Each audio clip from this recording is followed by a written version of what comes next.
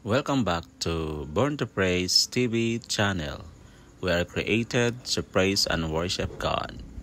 Padayon. Inanay mo tabad, padayon. Ayaw on and off. Kay para di ma-multiply ang mga problema. Amen. Ma-multiply ang mga panalangin. Palakpakan na po si Lord. Hallelujah. Dalay ko ng Ginoo. Mga igsoon ko din sa Ginoo. Focus ta sa Dios dili sa problema, mga igsoon. Sa gisulti sa Hebrews chapter 12 verse 2, itutok ta ang atong mga mata ngadto kang Jesus nga maoy gisandigan sa atong pagtuo. Everybody say gisandigan sa atong pagtuo. Kinsa gisandigan sa imong pagtuo? Si Jesus. Maoy gisandigan sa atong pagtuo o tighimpit niini. Dinhi sa kalibutan, igsoon, walay kahimpitan. Naa sa Dios ang kahimpitan. Ningon siya, wala siya musibog bisan pa sa iyang pag-antos sa krus o wala niya igsapayan ang kaulaw sa pagpakamatay dito sa krus tungod sa kalipay nga madawat niya o naglingkod siya karon sa tuo sa trono sa Dios. Muni sitwasyon sa Ginoo. Muni sitwasyon sa anak sa Dios karon. Ikaw, anak ba ka sa Ginoo? Dili. Kung anak ka sa Ginoo, maka-overcome ta ni ining tanan. Palakpak sa Dios. Hallelujah. Maka-overcome ta ni ining tanan. Ang ikatulo, kanang dili mahanaw o di mahuman ang mga problema, kadubli-dubli, gamot na multiply tungod kay ang Dios adunay gitalan. Adunay gigahin. Ang timing sa Ginoo is perfect.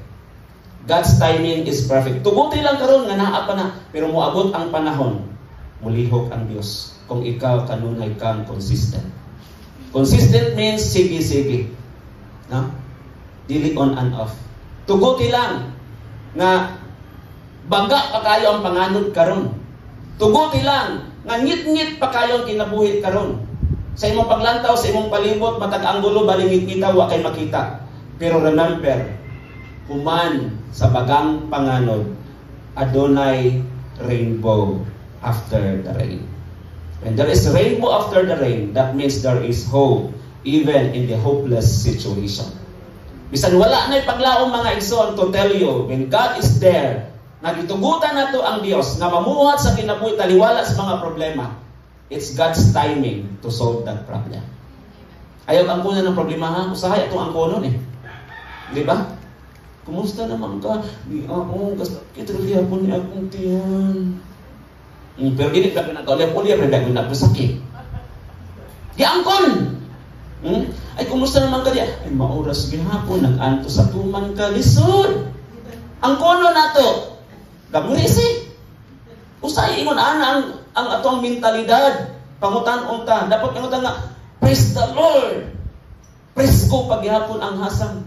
Bisan daghang mga kalisod, pero si Lord ang namuhat niini. O di ba? Naay gahom ang ato ang paglitok sa mga pulong igsuon. Dili basta-basta. Life and death is the tip of the tongue. Naa sa tumoy sa dila, mga igsoon. Kung unsa nay atong gilito, hala. Mo nay matahod igsoon. Mo nay masulod.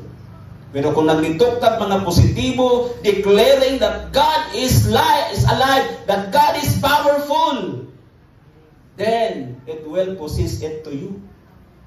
Hallelujah. Yun na. Dapat Kristohanon ta, dili na ito pakaulawan ang atong titulo.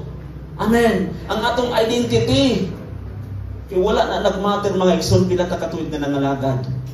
Ang gusto sa Ginoo, relasyon nimo sa Dios nga effective, nga kanunay kang mugunit sa Ginoo, mga igsoon. Usahay kita may mugunit sa Dios. Asa may lisod? Ang mugunit sa Dios or ang Dios may mugunit nimo? Ha? Di ba usahay kung laylayon ta, mugunit ta, makapamuhing man ta.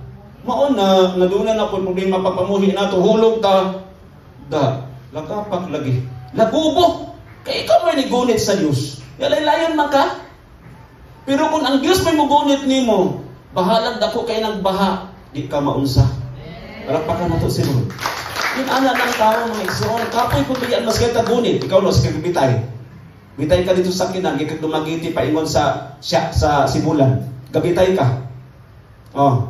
Di ba dahil ka kung laylayan ka, di ba dahil ka manin mo makapapamuhi? Dugaya pa ato. Para sa punang kalibangon, di ba bitaw ka kalibangon ka?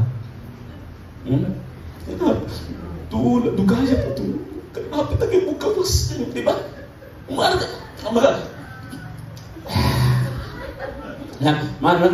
Matingala kasi mong tapan. Murang ni Ani ni gawas na ni Mahon. Nagpalimahon, lago ni Saki, managupa mo yung daw. Yung daan naman na ikson. Di ba? Pero ang kwantahon man nato nga na ang may Diyos. Amen. Di ta mabanda. Ato ang isugid sa gisulod din nato sa Ginoo. Di nato i-focus sa problema mga iso. Na ang Diyos na dagko kayong mata nakakita sa imuhan. Hallelujah. Doon sa Ginoo. Amen. Doon sa Diyos mga igsoon. Kung sa giingon diha mga igsoon, kay ang Diyos nagtagal og panahon. Diha sa Ecclesiastes chapter 3 verse 11. Nagtagda siya panahon alang sa tanang butang. Gihatagan kita niya kaikag pagsusi sa mahitabo sa umabot nga panahon. Ako binanggit big letter. Ma-highlight diha sa chapter 3 verse 11. Gihatagan kita niya kaikag pagsusi. So unsa na to paghatag og kaikag sa pagsusi kon kita mga igsoon wa tay panahon sa Dios. Amen. Apan wala kita niya hatagid katagbawan og hingpit nga pagsabot sa iyang gibuhat. Mo na nga kinahanglan tang muduol kay wa tay katagbawan imo ng Dios. Matagbaw ra man ta niya mga igsoon ubos sa iyahang gusto, dili sa atong gusto. Thanks for watching. Please like, subscribe, and bell all for more updates.